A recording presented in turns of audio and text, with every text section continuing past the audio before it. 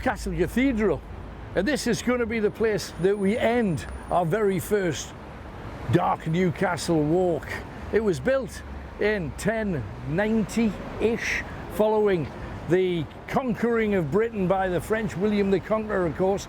However, it's that great siege that has a story connected with this amazing building. Come along the side and I'll show you.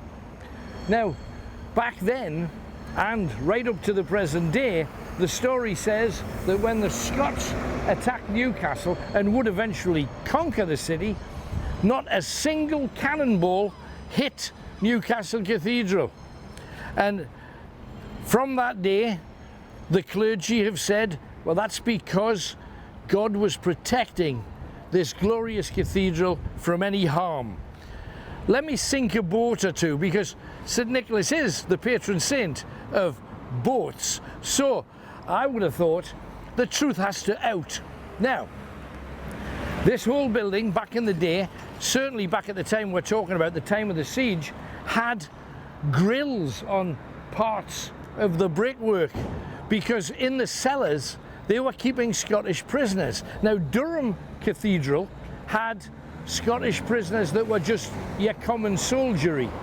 However, all of the posh ones came up to Newcastle Cathedral.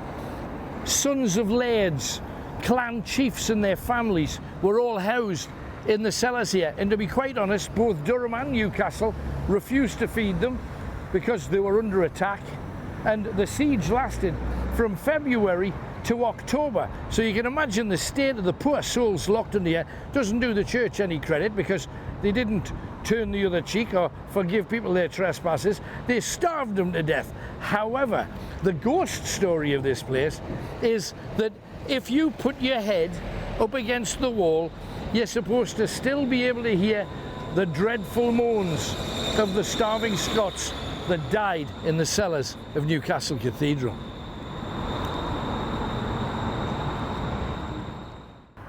Now, if you come around the back of the cathedral, you will find a pit and certain gravestones that have got skulls and crossbones on them. Now, some people used to say, oh, well, they're obviously pirates' graves then. And then other people said, no, they're Scotsmen's graves, because the Scots had such a bad reputation for attacking the north. However, this particular spot that they're on, they may indeed be Scottish people. However, there's a plague pit under here for when Newcastle suffered a horrific cholera outbreak. People started drinking water from the River Tyne at Elsick, of all places, which was riddled full of disease and human waste, and the cholera epidemic spread.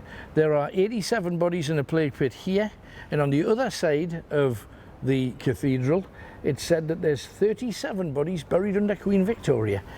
No names, just sad victims of a horrible disease.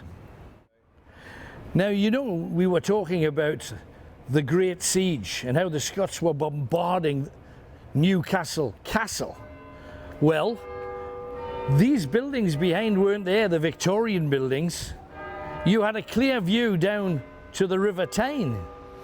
And although not a single cannonball struck the cathedral,